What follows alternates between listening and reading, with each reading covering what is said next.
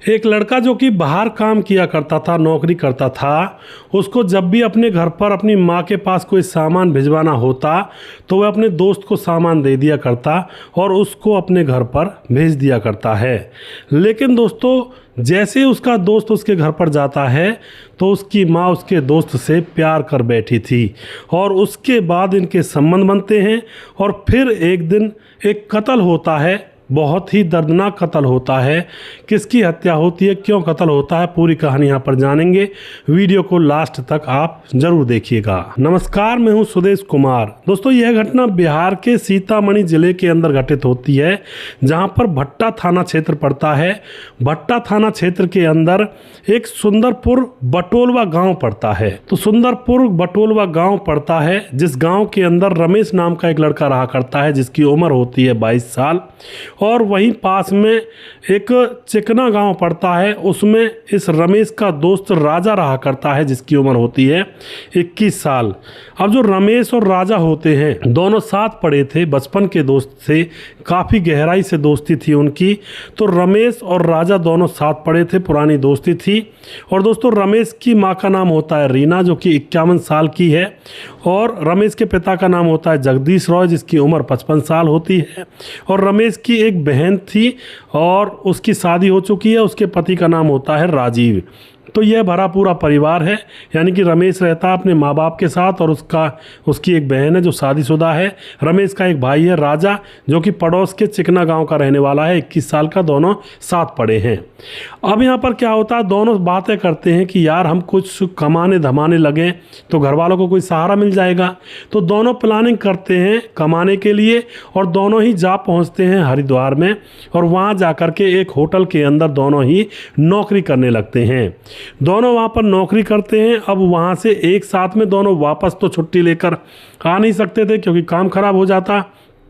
तो ये बारी बारी अपने घर पर आया करते थे। और जब भी रमेश का दोस्त राजा घर पर आया करता था तो रमेश कुछ सामान राजा को दे दिया करता कि यह सामान मेरे घर पर दे देना मम्मी को जा कर के।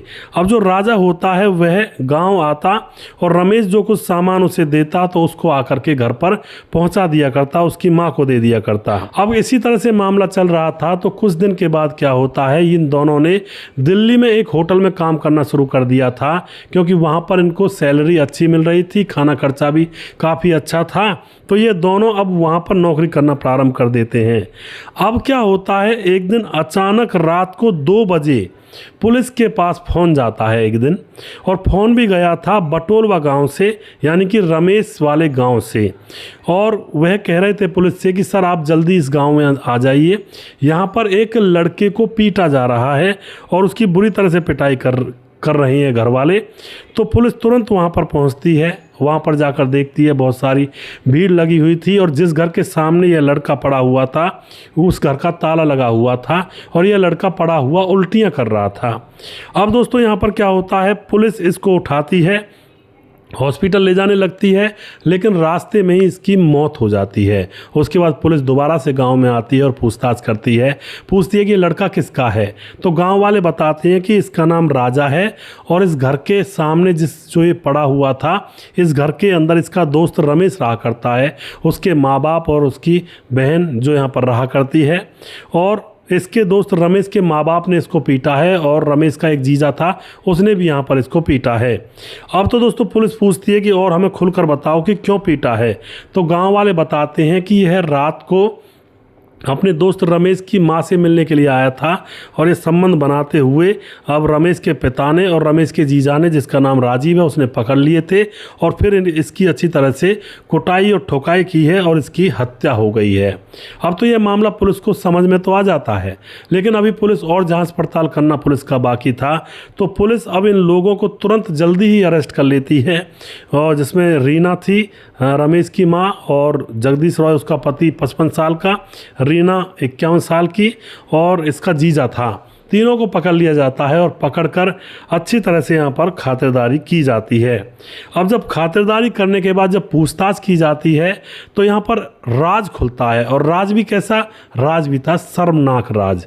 वो राज क्या था, कहता है जो पिता होता है पुलिस के सामने कहता है, जिसका नाम होता है जगदीश रॉय, और जो रीना होती है वह बताती है पुलिस को कि इनका बेटा रमेश और ये राजा दोस्त थे, मरने वाला जो राजा है, और ये दोनों एक होटल में काम किया करते थे। तो वहाँ से रमेश कुछ सामान घर के लिए भेज दिया करता था, तो यह राजा वह सामान देने के लिए घर पर आया करता था माँ को। अब जैसे वह सामान घर पर आकर अपने दोस्त की माँ रीना को दिया करता है, तो अब रीना और इसके बीच में प्रेम प्रसंग होने लगते हैं और दोनों को एक दूसरे से प्यार हो जाता है और इन दोनों के संबंध बनने लगते हैं। जो पिता हुआ करता है रमेश का, जगदीश रॉय, वह बाहर ज़्यादातर काम के सिलसिले में खेतों पर या फिर इधर उधर रहा करता। तो हर बार यह जब सामान देने के लिए आया करता राजा, तो यह अपने दोस्त रमेश की माँ के साथ संबंध बनाकर जाया करता था।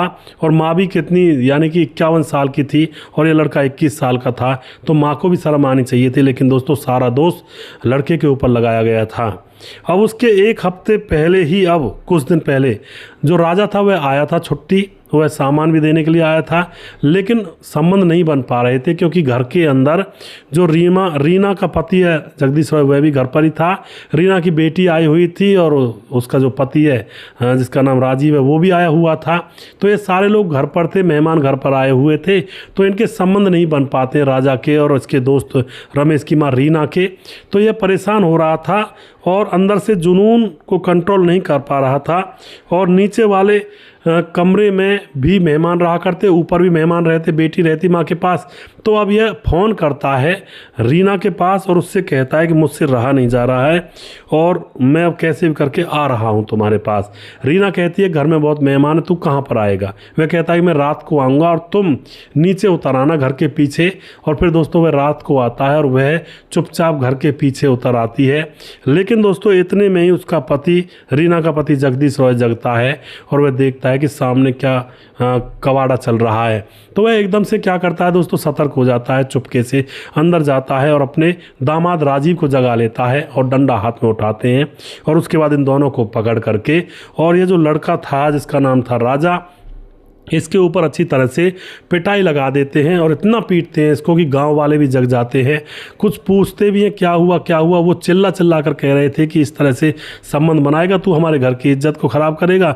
और उस लड़के के ऊपर ही पिटाई लगाई जाती है, जबकि रीना से कुछ नहीं कहा जाता है। जबकि रीना ज़्यादा गुनहगार थी, उसकी उम्र ज़्यादा थी, समझ ज़्यादा थी उसके अंदर, लेकिन फिर भी लड़के के ऊपर ही प्रहार किया जा रहा था।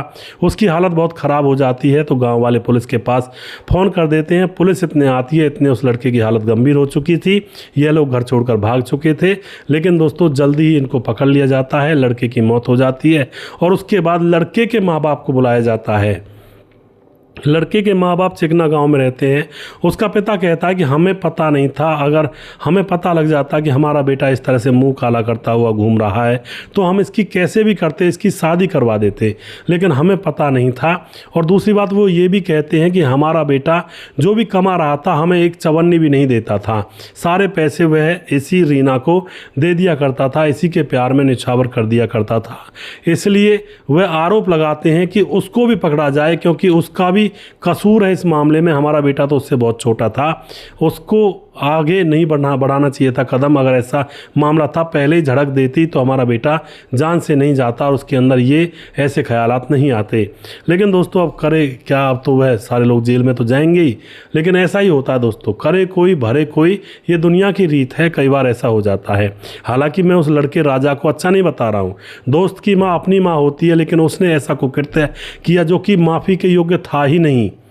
और यहाँ पर गलती उस औरत की भी है, रीना की भी बहुत ज़्यादा गलती, और गलती रीना के पति जगदीश रॉय और उसके दामाद राजीव की भी बताऊंगा, क्योंकि कानून को अपने हाथ में जो लिया। हालांकि गुस्सा आता है ऐसे मौके पर, लेकिन थोड़ा इतना तो सोचना चाहिए कि अपनी भी ज़िंदगी बर्बाद हो जाएगी अगर किसी को कुछ हो गया। अगर वो थोड़ा पिटाई कम कर लेते तो उनके ऊपर कोई आफत नहीं आती और लड़के को इसको जेल में डाला जाता और इसको सज़ा मिलती। लेकिन लड़के की मौत हो गई, कुछ ज़्यादा ही पिटाई लगा दी, लड़का भी जान से गया। अब यह पूरा परिवार भी जेल में रहेगा, घर के अंदर कोई झाड़ू देने वाला भी नहीं बचेगा। दोस्तों बचा ही नहीं, बचेगा क्या, बचा ही नहीं।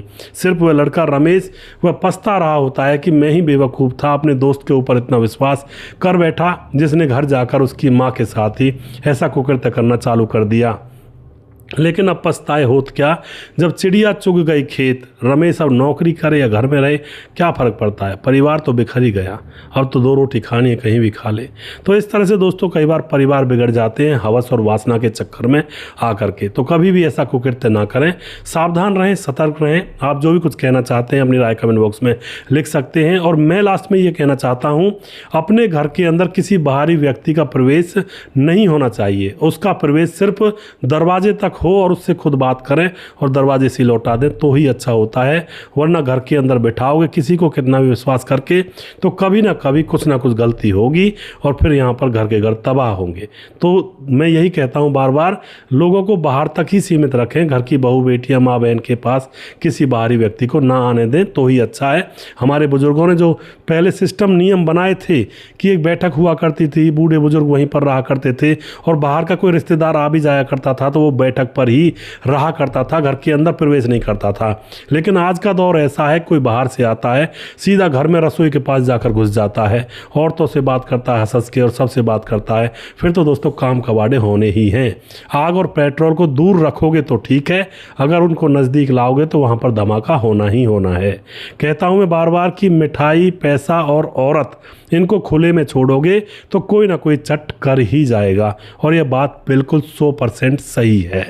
तो दोस्तों सावधान रहें, सतर्क रहें। वीडियो के लास्ट में कुछ भाइयों के नाम ज़रूर लेना चाहूँगा। हमारे साथ समाधान पाटिल जलगांव महाराष्ट्र से हैं और राम सिंह चौहान कमेंट करते हैं। उसके बाद सुरेन राय कमेंट करते हैं और उसके बाद मोहम्मद इब्राहिम लगारी कमेंट करते हैं, रजत सैनी कमेंट करते हैं और जैनुद्दीन अंसारी कमेंट करते हैं। सुदेश भाई ये औरत और लड़की ने अच्छा नहीं किया। जी बिल्कुल जी। सुजीत कुमार नमस्कार गुरु जी, राधे राधे, गुड मॉर्निंग, कैसे हो आप? मैं बिल्कुल ठीक हूँ सुजीत भाई, आप सुनाइए आप कैसे हो? प्रदीप कुमार कमेंट करते हैं, प्रदीप कुमार यादव। अशोक कुमार जो कि कमेंट करते हैं, नेपाल के रहने वाले हैं। मुकेश कुमार यूपी 83 से हैं। विंध्याचल राजभार कमेंट करते हैं। प्रवीण बघेल से पुरी से। उदाराम कमेंट करते हैं। उकेश परियार कमेंट करते हैं सुजीत दोबारा से। संजीव कुमार नेपाल से कमेंट करते हैं। उसके बाद अमनदीप सिंह कमेंट करते हैं। प्रदीप कुमार कमेंट करते हैं और उसके बाद शेखर धारीवाल कमेंट करते हैं, बहुत अच्छी लगी भाई साहब आपकी वीडियो। अशोक गहलोत कमेंट करते हैं और उसके बाद मोनू जैन कमेंट करते हैं। सूरज डीओ जो कि फिजी से हमारे वीडियोस को लगातार कमेंट करते हैं। उसके बाद राम मोहम्मद यासीन लाहौर पाकिस्तान से हैं और उसके बाद राधेश्याम शर्मा सिरसी जयपुर राजस्थान से हमारे वीडियोज़ पर कमेंट करते हैं। राजकिशोर चौरसिया महाबलेश्वर महाराष्ट्र से कमेंट करते हैं और उसके बाद सुशील चौधरी हमारे भाई जो कि हमारे वीडियोज़ में से कॉमिक लाइन निकाल करके लाते हैं और हमारे वीडियोज़ पर लगातार कमेंट करते हैं। भाई का बहुत बहुत धन्यवाद करता हूँ। जिस भाई का नाम रह गया हो उस भाई का नाम अगले वीडियो में ज़रूर लूँगा। अगला वीडियो बहुत जल्दी फिर से लेकर आऊँगा। तब तक आप खुश रहें, सावधान रहें। जय हिंद, जय भारत।